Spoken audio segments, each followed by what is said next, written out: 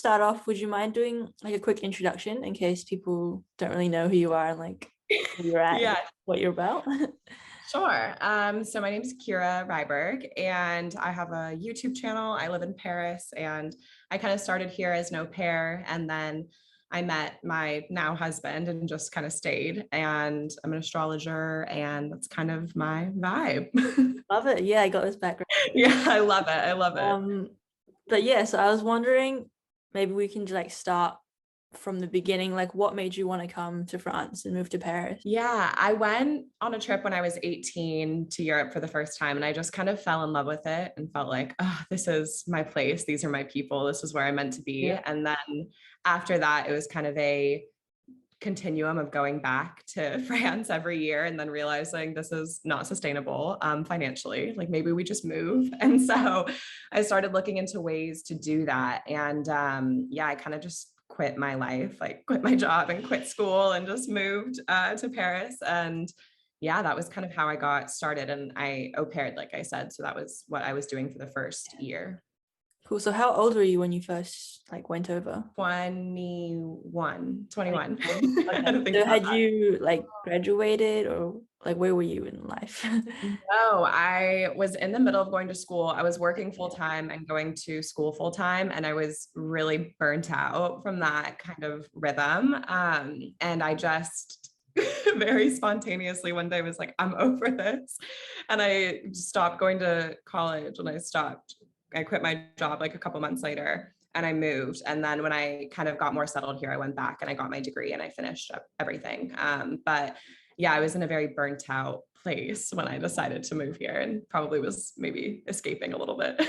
Yeah, I feel that. I feel that. Sometimes you need like make a drastic change. Yeah, I definitely felt like it was time for a drastic change. And I felt like there was no better time than that time that it was, even though it was maybe not ideal in a lot of ways that people would probably think.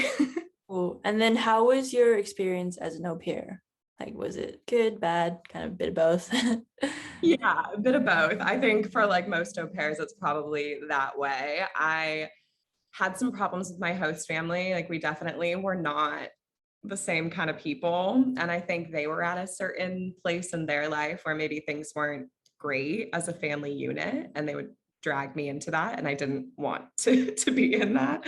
But I also made so many friends and had just an amazing experience in the city. And I loved being here. And so there was a lot of perks and like really, really great things about it. But there were definitely maybe not some great things with the host family too.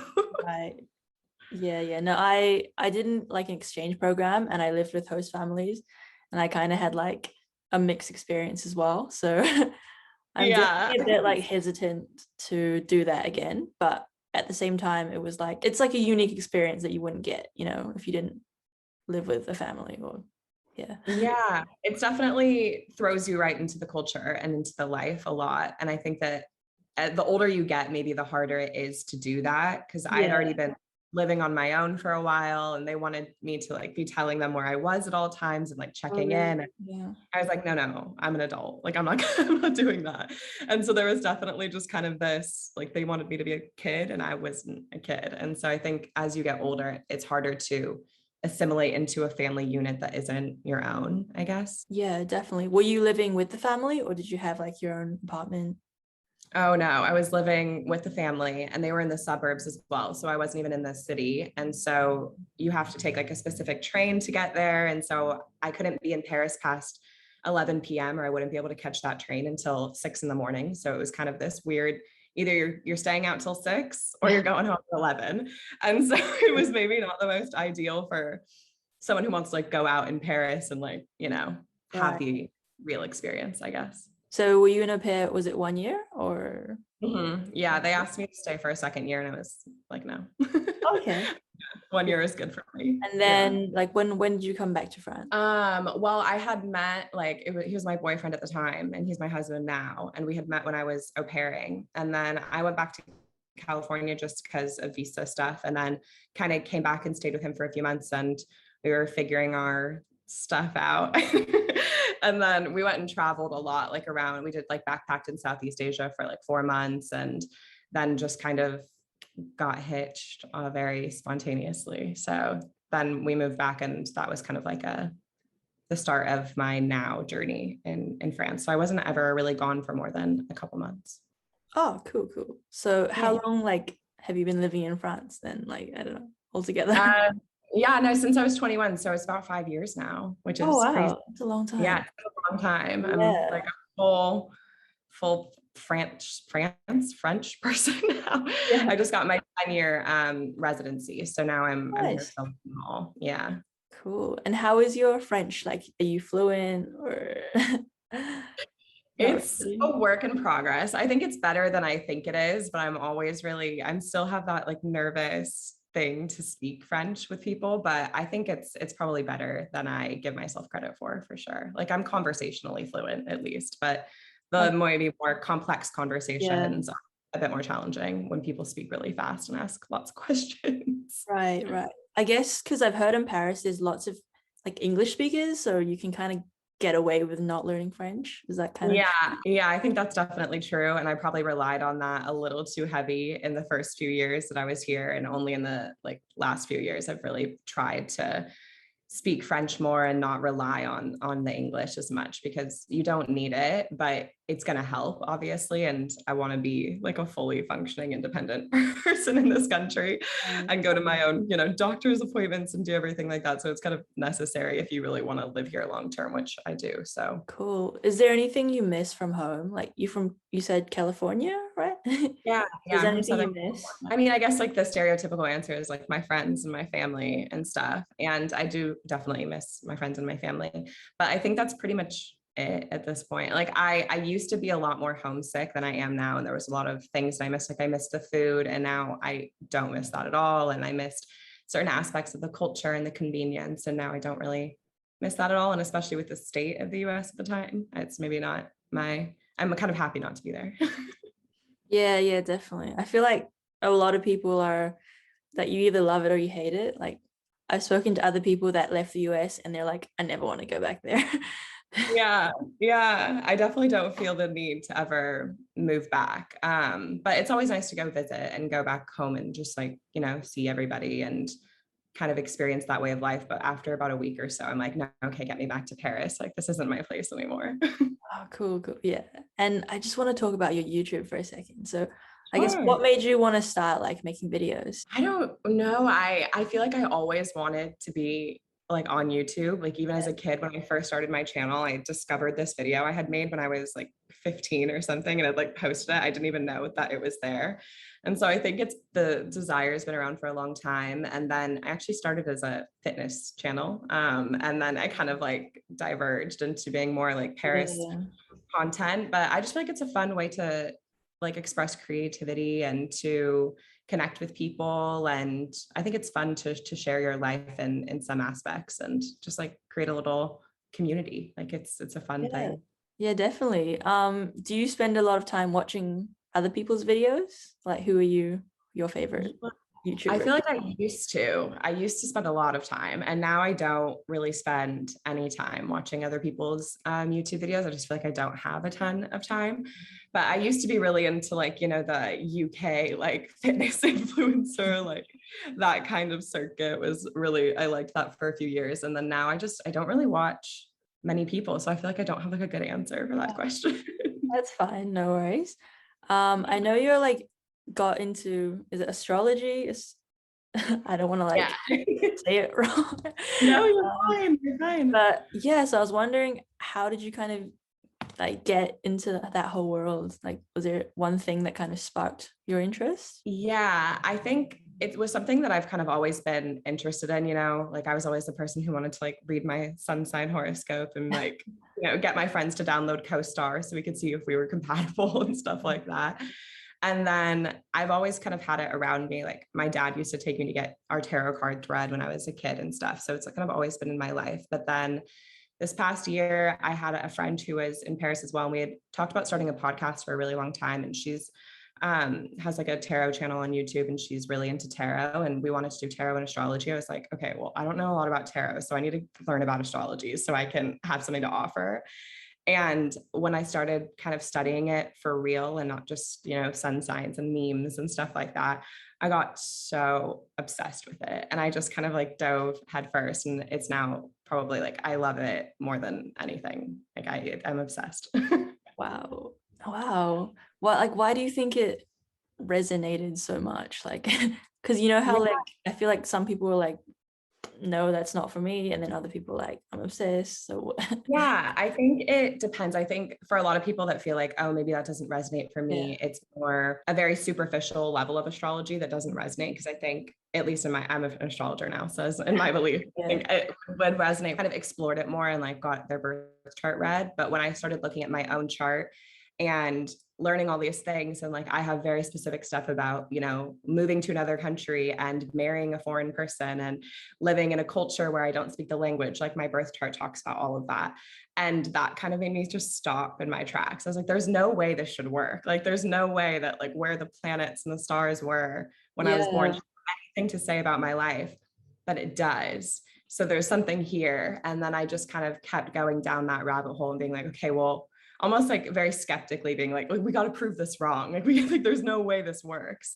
And the more and more I did it, the more I realized, no, like it works so scarily well that like I can't not live by it now, because I feel like it's just so accurate in my life and in the lives of my clients and everybody that I really have like looked at their birth charts. It just consistently is accurate, I guess. yeah. It seems super interesting. Like, I don't know a lot about astrology, but yeah, I don't know. Yeah. I've always been fascinated by like space and like the galaxy, so I think it's cool. Yeah. Do you know your sun sign? Like Yeah. Aquarius. You're an Aquarius? Me Yeah, too. Like, there we go.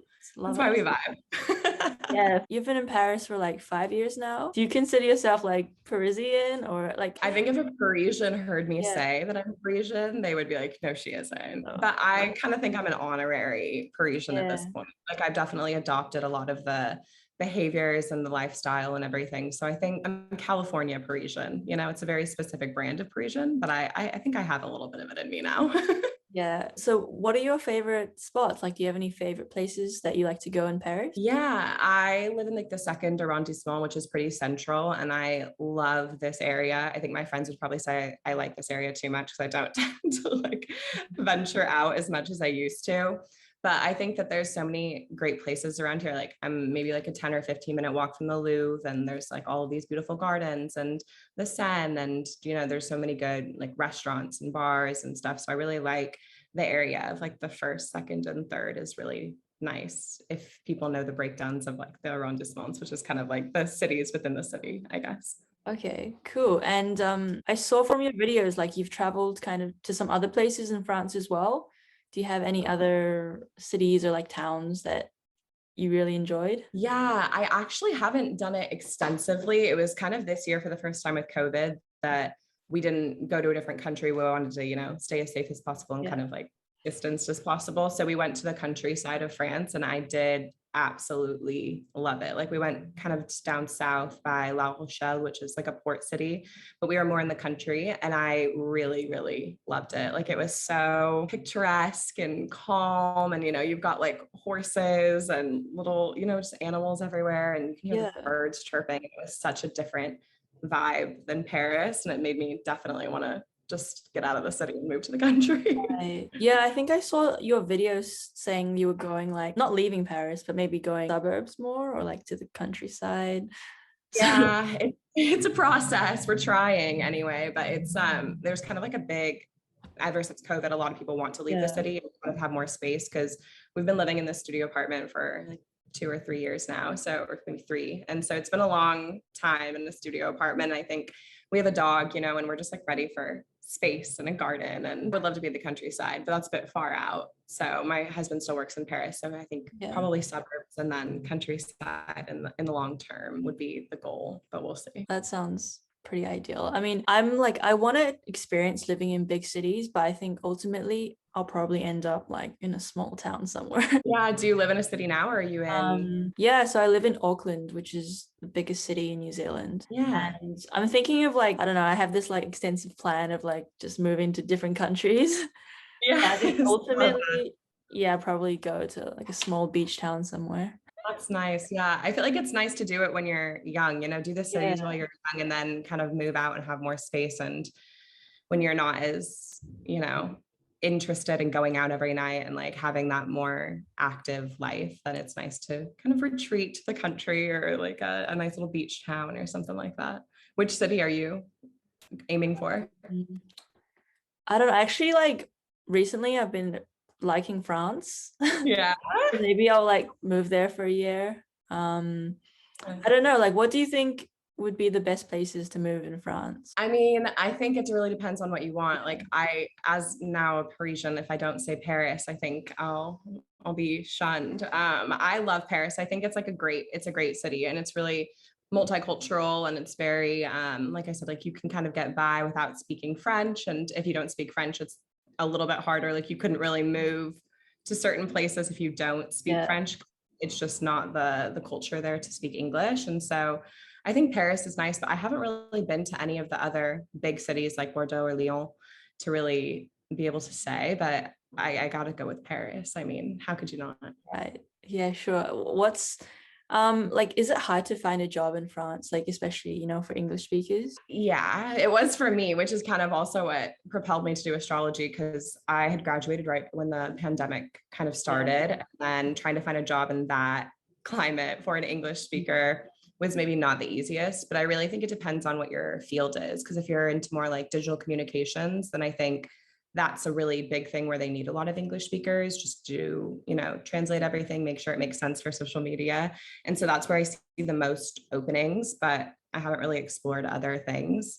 Depends on if you're just trying to like work at a bar or something, then I think that's easy to find. But other than that, it could be challenging to get visas and stuff. Yeah, that's true. The ideal situation would be to like be able to work online, you know, so like work remotely. But I guess I'm also happy to just do like temporary jobs as well. Yeah, I think if you can find a way to work remotely, then you're good to go. You know, that's what I'm doing now, and it's definitely made it a lot easier than trying to find like an office job or something that's more of a 9 to 5. And I think a lot of people end up doing that if they're expats in Paris, just because it's easier. Yeah, cool. It sounds like you're living your best life. I'm trying. I'm certainly trying. Yeah, cool. Yeah, that's all my questions. So thank you so much for taking the time. Yeah, thank you for having me. It was so nice to chat and getting to catch up with you. I love what you're doing, and keep doing it. No worries. I'll put your links down below. But like, where can people find you if they want to follow you and stuff?